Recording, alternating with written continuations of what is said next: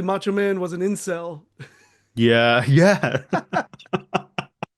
I love Macho Man. He's such a good wrestler, but he was an incel, and I think that did extend into his real life as well. I believe he and Elizabeth had issues, Yeah, they did. um, which I frankly I don't think actually contributed to either of their deaths, but did have real life issues. I think I remember an interview with Hulk Hogan of all people, I believe, and his wife. And I think during the Mega Power story, or maybe shortly afterwards, maybe when they were in WCW, Macho Man and Elizabeth had genuine issues over the kind of things that Vince put in the Mega Power story.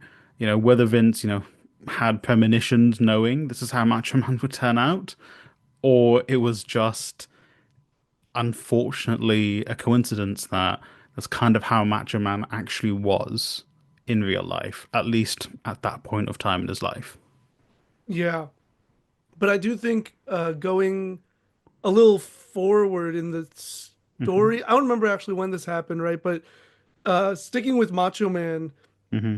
but again, exploring the emotion, one of the Mm. most memorable moments of wrestling, I would argue, it's probably in like Mm. top 10, is Macho Man proposing to Miss Yeah. Elizabeth, right? And like Yeah. wrestling weddings, wrestling proposals, such a common trope, right? Yeah. And those are all emotion.